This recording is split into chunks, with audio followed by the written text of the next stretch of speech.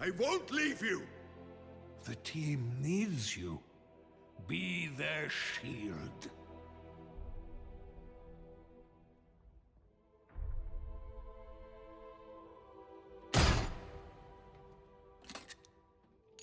Reinhardt, live with honor.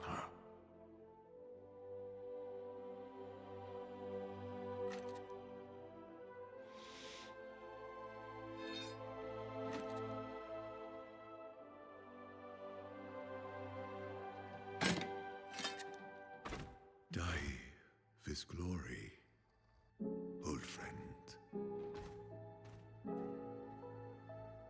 Without the full context of the clip, did you have any sort of emotional reaction to it? Was there anything that you attached yourself to? What was your initial reaction? Was it good? Was it bad? I genuinely want to know because I love this clip so much. How it plays on the strings of someone that's reckless and learns the true difficulties of war and okay, I'm rambling a bit, but all that rambling is related to what I'm going to talk about today. What's that, you may ask? Well, my fine chap and Chapes, Chapin, Chappelle. We're going to be looking at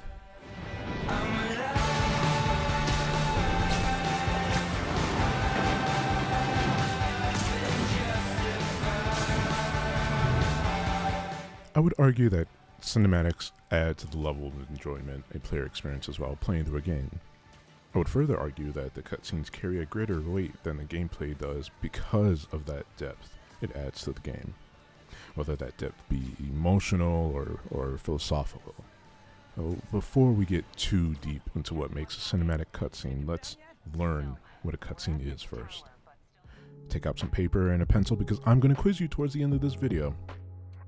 Not really, this isn't in class, but I do hope you're at least paying a little attention to the video because I worked really hard on it and it would hurt my feelings if you... Anyway, let's get down to business. Let's look at the textbook definition of what a cutscene is.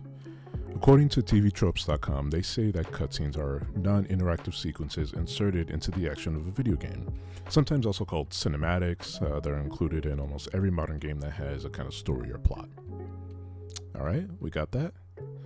Now let's take a look at a cutscene I showed you earlier. This cutscene right here is from Insomniac Games' Spider-Man, which initially released on the PlayStation 4, and then later the company releases it on the PlayStation 5 again with remastered visuals and tweaked mechanics and stuff like that. Now, let me ask you this. Would you consider that a cutscene? Why? Is it because it's visually appealing? Is it because it has a gorgeous accompanying score? Or is it because it's Spider-Man and anything with Spider-Man makes it automatically good? Well, almost anything.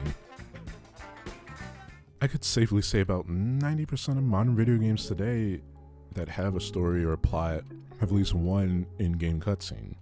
Games such as Call of Duty, Marvel's Spider-Man, Super Mario Odyssey, Kakarot, and many, many others. A video game cutscene is something that breaks or cuts away from the action itself to show what else is happening in the game world when the player wasn't around. As the man, the myth, the legend, not really a myth per se, but he is a pioneer in the video game industry, Rob Gilbert puts it. Well, who's Rob Gilbert? I know that's running through your mind right now. Rob Gilbert is an American computer game designer, programmer, and producer. Along with Ron Gilbert, Chip Morningstar, and Ark Wilmunder co-created the engine known as the SCUM engine. Weird name, I know. But SCUM stands for Script Creation Utility for Maniac Mansion. And that's a tongue twister right there. Maniac Mansion was a graphic adventure video game that was designed by Ron Gilbert and Gary Winwick in 1987. Maniac Mansion is a graphic point-and-click adventure game where you pick 3 characters to form a party to rescue a damsel in distress from the evil Dr. Fred. The characters run around the mansion collecting items, interacting with certain household objects, and finding ways to save Sandy, the cheerleader. So what's so important about Maniac Mansion?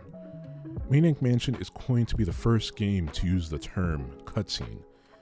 You may argue that the early arcade games such as Donkey Kong, Pac-Man, and Sheriff have cutscenes within their games because they do have short sequences that break away from the interactive play.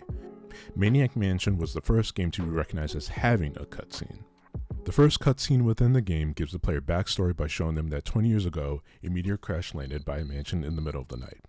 That's it. That's the cutscene of the first game to be recognized as having a cutscene. Would you consider that cutscene a good cutscene? Was it good for its time? Is it still good now? Does it still hold up? And that leads to my next point.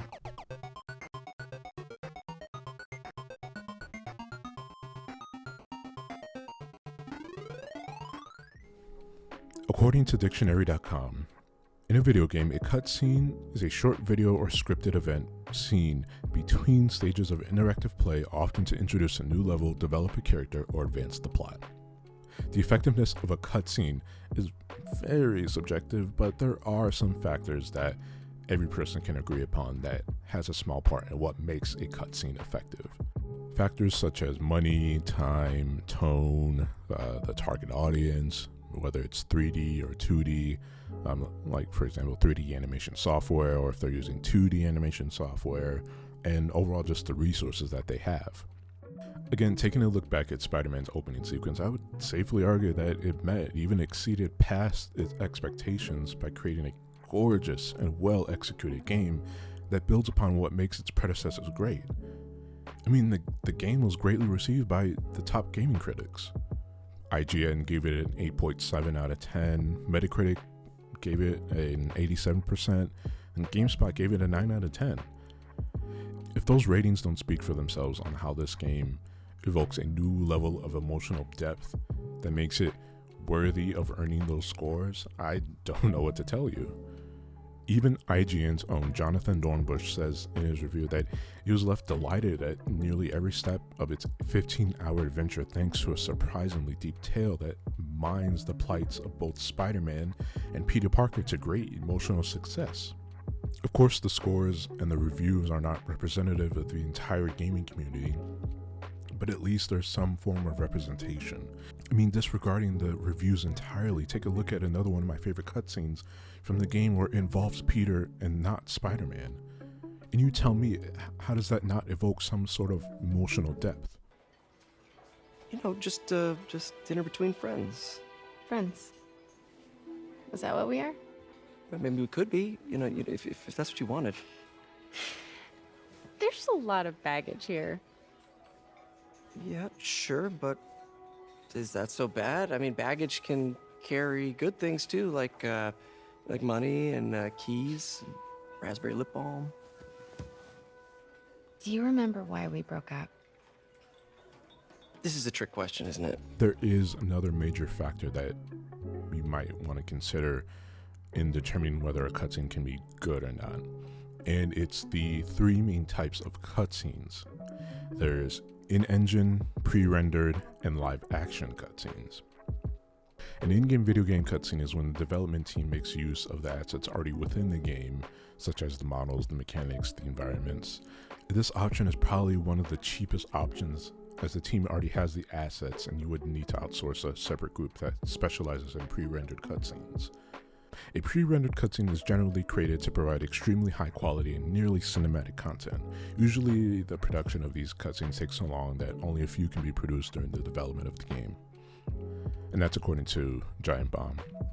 There's a fighting game that came out last year called Dragon Ball Z Kakarot that perfectly shows the difference between an in-game cutscene versus a pre-rendered cutscene. And here's what they look like. I guess you'll be needing a fresh set of clothes. Wait, this is... Now that was an in-game cutscene, and this is what a pre-rendered cutscene looks like. Playtime's over, Pipsqueak! You're dead!